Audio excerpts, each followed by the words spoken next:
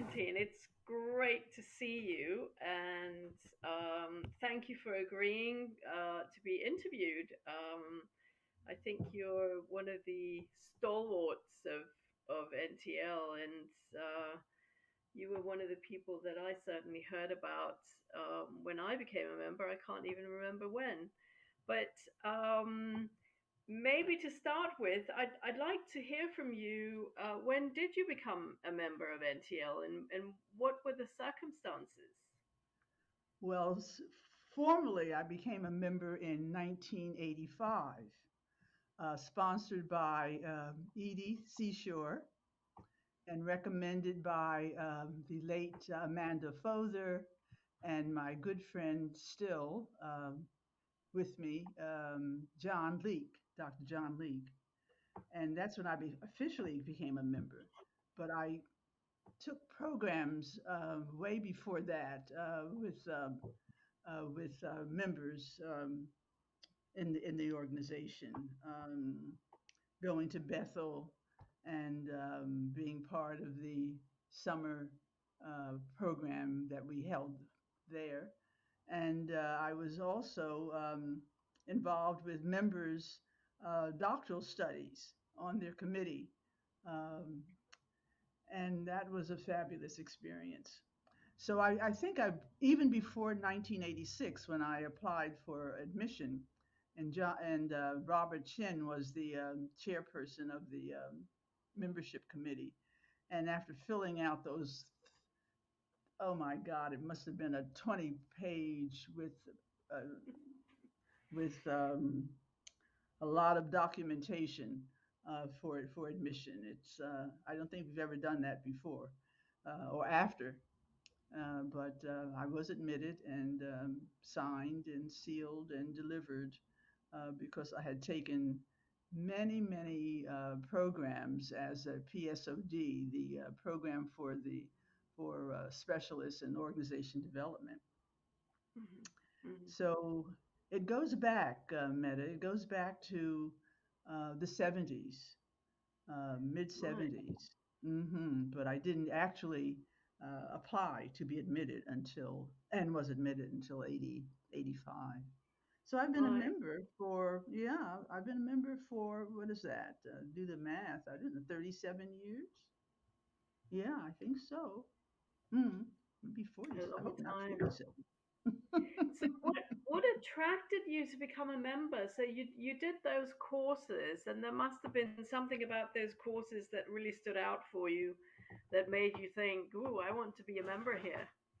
Yes, and it was the meeting the members who were that were conducting the courses. Um, for example, my very first uh, course was conducted by a group of four women in Atlanta, and it took the place of the requirement for the T group. And this is really, it's like the circle of life. Frances Baldwin was on the staff. The staff was deaned by Elsie Cross and staffed by Frances Baldwin, and an intern was working with Frances and Elsie, and her name was Joyce King, wife of Mel King, who's been doing a lot of work for NTL in the community.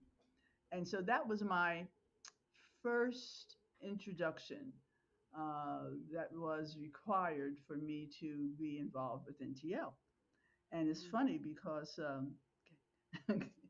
Francis Francis is being very active, has been very active since then, and yeah, it was really wonderful. That was my first experience, and of course, in that program, the program for specialists in organizational development, I met, I think at least a dozen NTL members, uh, uh, Dorset, Herm Dorset, and was I remember, of course, Amanda Fother, who later supported my membership, and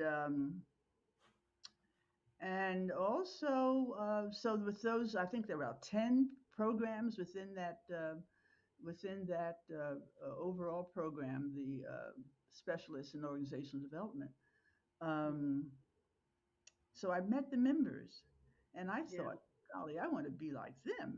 This is what I am really interested in: human relations and humanistic psychology, and uh, yeah, and Lewin, because I had met Lewin in my master's degree studies at Temple University, and I came to Lewin through John Dewey for my undergraduate work at Drexel.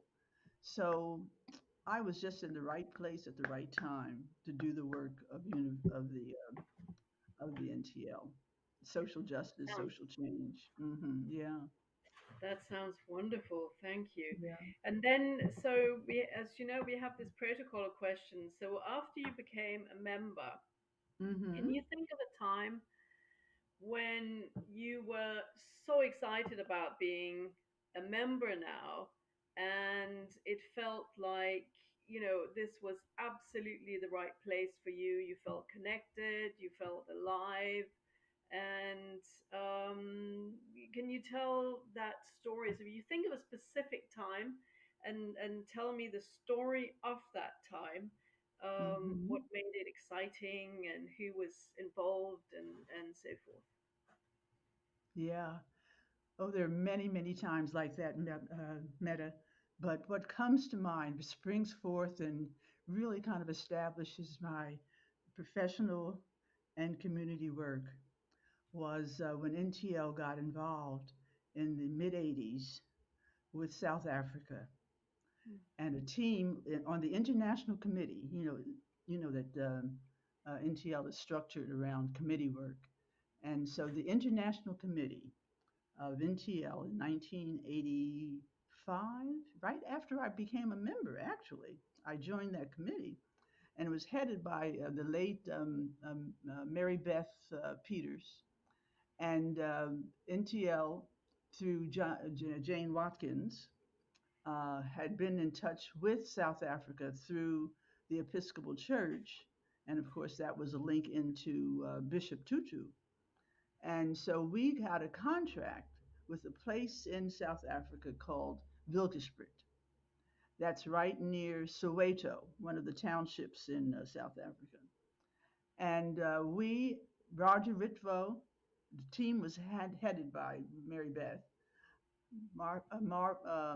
Roger Ritvo, Mary Beth, myself, uh, got ourselves to South Africa, Johannesburg, South Africa, and at Wilkespriet, right outside of Johannesburg, on that I would say tract of land where Tish and Dale White had established a sort of a community of South Africans um, to to fight against apartheid. That was the main thing, freedom, and they did it through an educational process called Ubuntu, Ubutu, headed by and he became a member of NTL, Griffith Zabala, and so we were there over. No, I was there until the uh, registration, voting, and the election.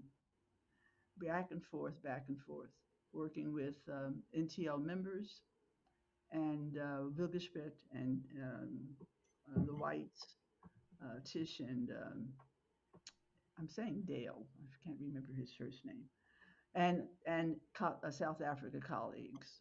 That was the most satisfying grassroots community connecting change um, project. And it went on. I was there in and out of South Africa with NTL. Wasn't going by myself, NTL over the with support from IBM. They sponsored my travel and my accommodations with Wilgersbit. Mm. So, and when we were there, we met. They were just children, well, teenagers then. Anastasia and the whole White family, um, Dale and Tish's family, and of course the people who were living there. Uh, and I was struck by how we looked like each other. Yeah, I saw myself in them, and they saw themselves in me, and Mm. we have a relationship that has spanned over 30 years. In fact, Wow. I'll be talking with one of the people who were involved with us, Pusesa Mamadi, who lived right there on the Roboswit site. So Mm. that was one thing. That was one change project that I was involved with other NTL members. We always did work as a group, as a team, um, bringing our bringing our knowledge, information, passion to making change in the world and increasing the quality of life for us and other human beings. It was Yeah. spiritual work, even. So was there a particular event? So you were basically involved for over quite a period of time, almost 10 years, in Yeah, that more program. than that. Yeah. Was there Um, a time when you a particular time where you thought, this is just amazing that we can do this as NTL? mm-hmm.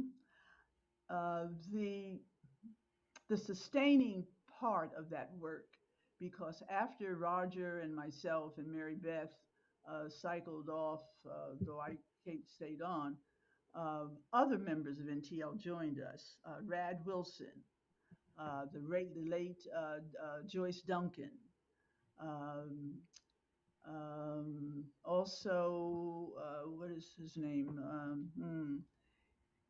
Delight Frost's uh, partner.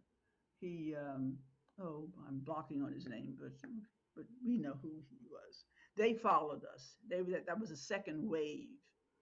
Hmm. Then I continued through a project called the Africare that's founded by a former Peace Corps volunteer, not connected with NTL, but doing the work in South Africa with a African with a American African American woman as directing that project. So I was in and out of South Africa doing the work of NTL and the work of other organizations who had an interest in being involved in overturning the apartheid. Yeah. Um, that's an international committee, and then and then the other committee, the other work that I did that I'm really proud of and has made a difference, still connected with international change, was the work that the of AU NTL. Mm. Um, Al Cook, Art Friedman, of course, started by Edie Seashore and Morley. Um, AUNTL, and so we got involved with international consulting uh, in that project, which took us into Trinidad and Tobago, Bermuda, Amsterdam. And we have really, and that was over a period of, let's see, AUNTL. Um, that was under the leadership of Catherine Fuqua. Yeah, she was a director of the AUNTL program when it was functioning. Hmm. And of course, it's no more, but that was an example of our work in the world, taking in Europe and Africa, the continents of Europe, Africa, and the Central America, yeah, the Mm. Caribbean. Yeah, we've been all over. We- and Yeah, I'm yeah, part of a exactly. team. Yes, I'm part of a team of informed, passionate members carrying out the mission of social justice, social change of the organization, and that was Yeah, our exactly. core values. Yeah, Can you maybe say, mention a couple of examples of where you felt that the social justice aspects were most important in the work in the international work that you have done? Where do you the whole. think it really made an impact, and can you give some examples? hmm Well, I can say that uh, certainly the work that we did in South Africa that was pivotal Yeah. in terms of social justice because that was our mission. You know, Mm. equality, freedom, voting, all of the aspects of a democracy, and that's always been. Thank you for that question because that has been the thread that has woven together our impact in the area of social justice, social change, democracy. And of course, Yeah. that was what brought Kurt Lewin, the founder of the of our work, to the U.S. from Germany, Mm. democracy, and that's been the overall umbrella under which NTL relates to the world. Mm. Mm. And Mm. that's an issue that we're working on 2022. That has been the issue since the beginning when we were Yeah. founded back in 1947, and we're Mm. celebrating now on our 75th jubilee anniversary in 2022. Mm. Yeah, Mm. but that's been consistent. That thread of democracy, that feeling of freedom for all. Yeah, that's a good quote, actually. Feeling of freedom. Yeah. And we've been Okay. consistent with that. It's in all of the work that we do through our committees, the work that we do outside of our own system, and Yeah. yeah, hmm and Yeah. that's what's kept me connected uh, with NTL over the years, over the last since in the 70s actually. I mean, we're talking now. I was part of or I attended the 50th anniversary that we held in 1997 on the campus of Bethel. Fred Masaryk, the late Fred Masaryk, organized it, and he had a committee of stellar NTL members helping him. And And so 25 years later, we are now celebrating the 75th and you're still anniversary. and you're still going strong, which is And I'm yes, fantastic. and Um, some of the people who were there so then are here now. Argentine, the next question is, and you've already said some of this, but what are the things that you value deeply, specifically the things you value about your work, about learning community, and about NTL? And I think you've already answered some of that. But Mhm. if we talk about your work, so when you feel best about your work, what is it that you value about it? I would say the relationships, Mm. the relationships that are formed, sustained, and excite each other with. We have a network of people, human beings, who have as their core value to make a difference. Yeah. And when we gather, whether it's in trios, as Edie used to say, or as a community, or as committee members, Mm. that energy sustains that relationship, and we feel that I feel, let me own it. I feel that I'm part of a family of humankind trying to make the world better for all of us.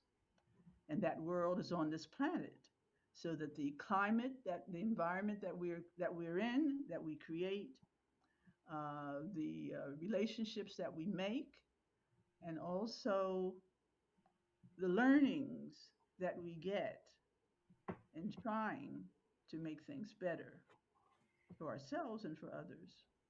Yeah. So I would emphasize and underscore relationships. Yeah. Would you say that's a core value of NTL? I would say, I would Yeah. say, because it was a one of the core values of Kurt Lewin. Yeah. Yeah. Inclusiveness, bringing in, from that very first uh, gathering between um Christian and Jews, blacks and whites in Connecticut in 1945, maybe 44. Um, and to be inclusive in learnings, bringing Mm. bringing us in so that we all are learning from each other and learning about the situation of the environment. Yeah. Yeah, that's Yeah. that's a that beautiful story of our beginnings. Hmm. So NTL would not be what it is without the people. That's So right. what do you value most about yourself Yes, yes, yes. as a friend, It's because we are professional? part of each other. I see myself in you, Meta, in Mm, the work that you're doing internationally. I see myself in Glenn, who's mm, bringing us together technologically.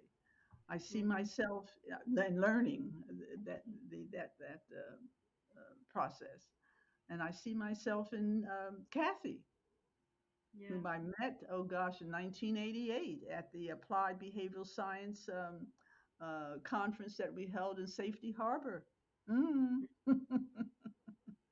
And so the relationships have been building and supportive and learning and loving.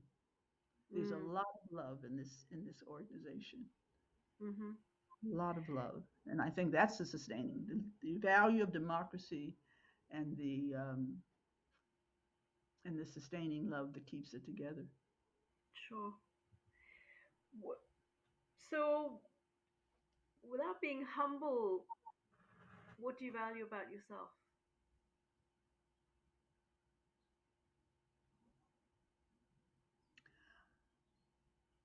I would say openness to lifelong learning. Mm, Mhm. Yeah, mm, I am a professional student. I have been in organizations, alternative organizations, a consortium of organizations, um, where I see different perspectives. Yeah, and the Lewin Center was another part of about seven of us wanting to have the have a place to operate our values. We mm, wanted to, or we organized to buy Bethel space. Uh, and so the formulation of the Lewin Center, the purpose that was to have this phenomenology of place. yeah.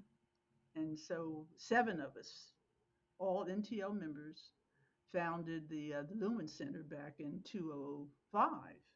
Mm, That was mm, 17 years ago. yeah. Yeah. And we didn't raise enough funds to buy Bethel, but we did or have an organization that's advancing the um, the philosophy, theory, practice of Kurt Lewin, Yeah. called the Lewin Exactly. Center. Hmm. Yeah. So in our meetings and so forth, we spoke a lot about facing the future and so forth, and all this stuff that all these stories that you've just told me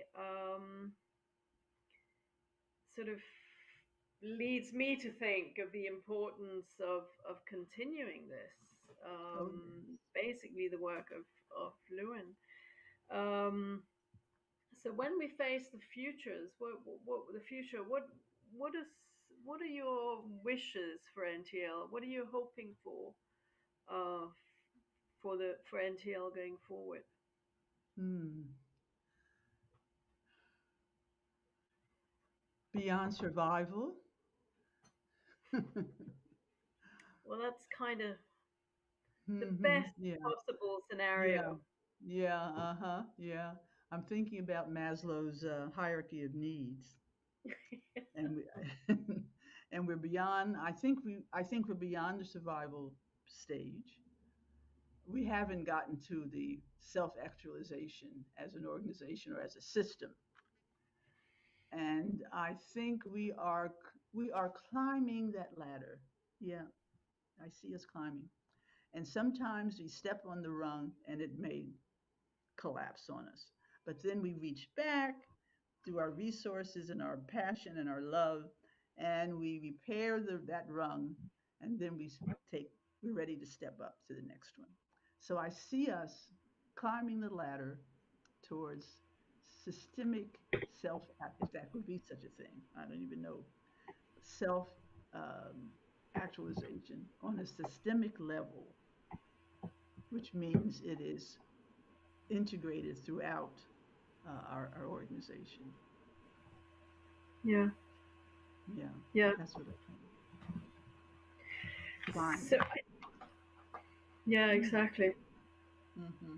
Well, that's also, I think, a nice way of putting it. Accepting that there are um, problems here and there, but slowly Mm. climbing the ladder is way Mm. forward, isn't it? Yes, yes. What is that ladder of inference? Yes, Which is one exactly. of the concepts of our program. And it's the other thing, we just create concepts. I mean, we just name it, and then it exists. And Yeah, and we're building, standing on the shoulders of those colleagues in the field of the applied behavioral sciences. And we have a journal that trumpets the research and work that we're doing, and absolutely. that's a product of our organization. That's our organ, our Yeah, professional organ. yeah, yeah, Hmm. definitely. Telling the I'm story. I'm sort of really quite curious, Arjun. I think we've got time. I don't think we have a strict time limit here. So I would like to go back to the stories because you must have so many stories from NTL that you remember. So apart from Mhm. the facts of doing this wonderful work in South Africa and in the world, is there sort of a vignette that you can share from your involvement that would stand out, that would exemplify the best of NTL? Yeah. A small vignette, maybe from Bethel or conversations with somebody that you can say, yeah, this is really what it is.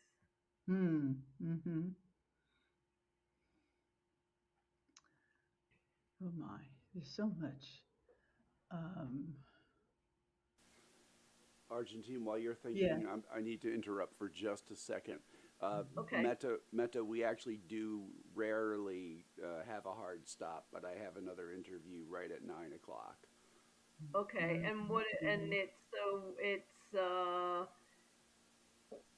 It's that's another 8:36 20 now. minutes. Yeah. So if we can go for another 10 minutes, Oh, Glenn, would that be okay? you could go right up to 8:59 Eastern time if you'd like. I just wanted to let you know that we can't go past 9 Eastern That's time. that's. Thank you so much, Glenn. Yep, you're Thank welcome. you. But Okay.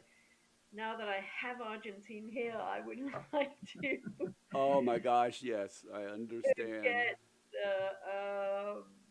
if you can, yeah, just think think of times, maybe in Bethel, I think we can all think of God, there were, yeah, so many. But if you think of a time where you that you can really remember and thought, yeah, this is just Mm-hmm. amazing. Mm-hmm. Okay. Many, many stories at Bethel. Uh, I remember the first time that I had a program at Bethel. I took a program at Bethel, and Uh-huh. it was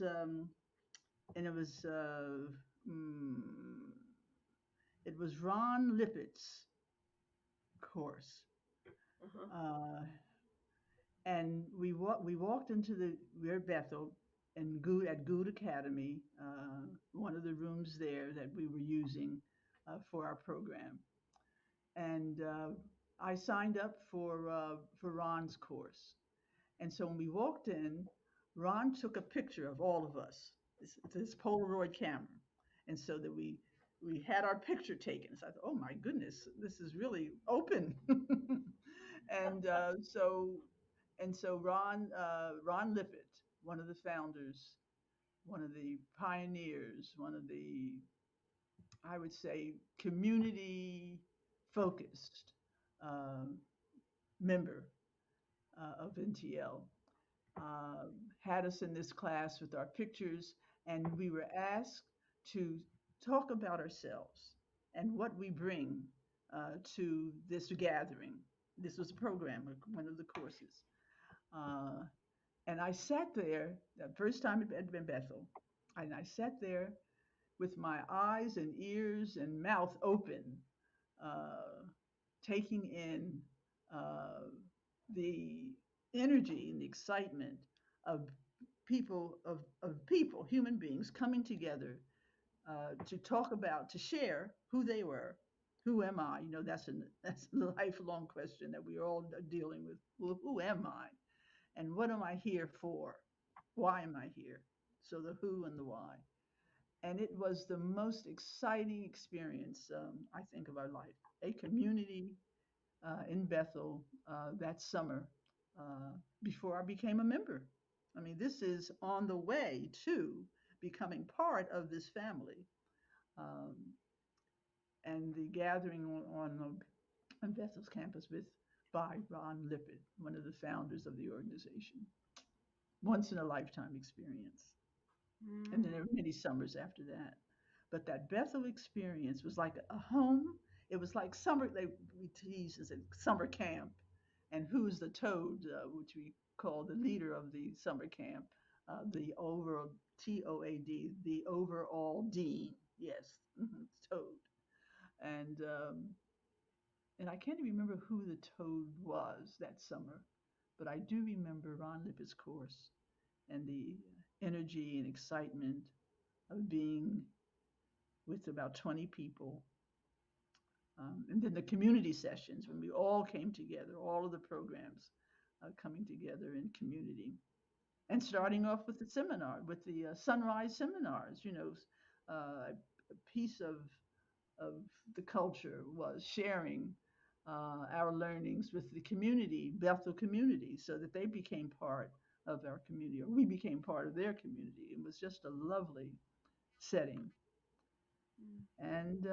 And issues, about diversity and integration and yeah. So anyway, that's one. One of the stories in our South Africa work was being under siege. Because here we were NTL on the grounds of the Wilgenspruit, which is considered, I guess, at that time, an extreme radical group for change, led by the Episcopalians and the Bishop Tutu and Dale and Tish, and Roger and I there on the hiding out uh, during the during the bombing of the campus. And I'm remembering Rogers Roger writing in his journal surviving this experience, and we were conducting at that point the T group, and we thought that we had done a good job of getting people ready to face the unknown by being in this cultural island called the T group, the HI lab part of our program, and the people there, they talked about getting feedback from that experience. Feedback is another part of our work, and they were calling it feedbacks. And they said, one of them said, when we were building the Tower of Trust, that yes, this is important.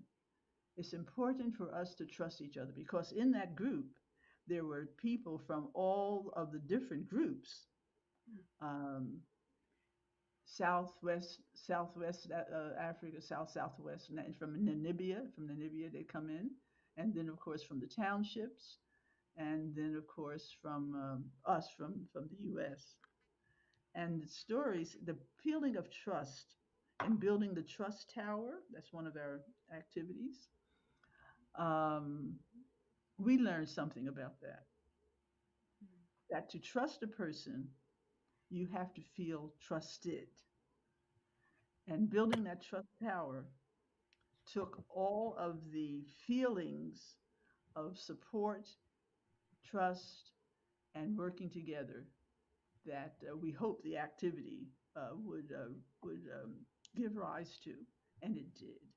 So that over and over again, the activities and the design of our program there in South Africa was just so in keeping with the human development of each one, building to a family system, building to a community, building to a country,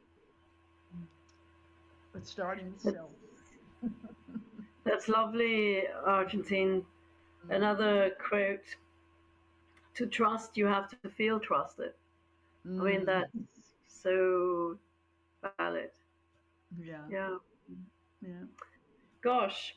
Okay. Well, thank you so much. And Is there Meta, I'd anything like else? to also bring you into it. You've been doing some work in these projects that I'm talking about, Yeah. especially the South Africa one. And so Yeah. you and your and that decade that you started, which you connected with South Africa, Yeah. when you did, what did you find? What did you learn? How did you benefit from what the work that Roger and Mary Beth and Rad Wilson and Joyce Yeah. Duncan and the I'm blocking on his name, but he's out in California anyway. Mm, Yeah. I don't think I could have done that. I trained a priest of inquiry and I did some tea groups as well. mhm, And mhm, I don't think I could have done the work that I did had you not done those many years of solid work. I worked with Basetso, who you have worked with for years, who's mhm, totally mhm, solid. mhm, And despite having lived in Africa for many, many years, I come in as a white woman mhm, into that mixed group. And I mhm, did both mediations with them and also a priest of inquiry training. And I don't think I could have done that work if I had not had the benefit of some from that group, in particular Basetso, Anastasia, mhm, um, and there was another guy whose name escapes me, but he was a black South African. I can't remember his name, but he had also been part of that training, not as a mhm, trainer, but a participant. And quite clearly, I could not have done the work I did without, as I said, all the work that you've done, mhm, because I think they accepted me because they knew I was an NTL member and because mhm, they mhm, knew that I worked with all of you guys and in particular with Jane Watkins. mhm, So, um, so you paved the way, and I. It's a long story. I can fill you in on what's happened to Wilgersburg's later. Mm, Um, it went downhill dramatically, and they wanted to sell the property, and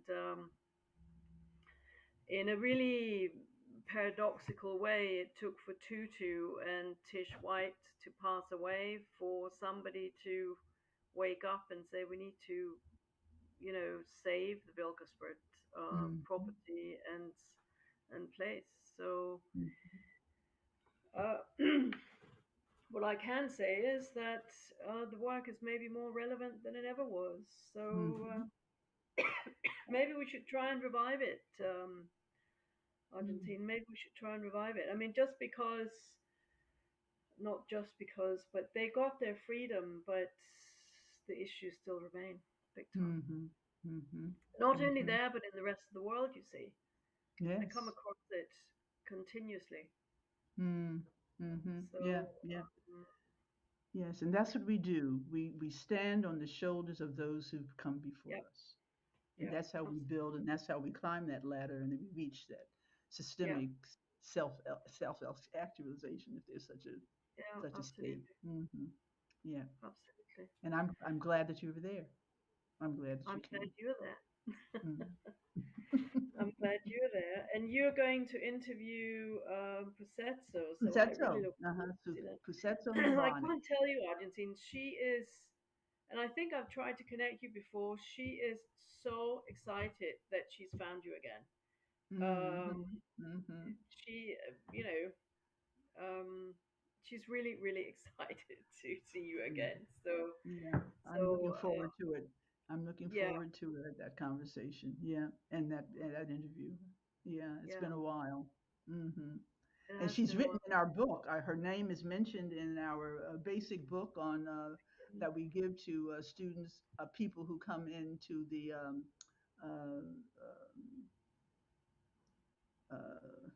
mm, It's T in the group green book, isn't it? in the Green Reading book, on human relations. Yeah, she's mentioned there.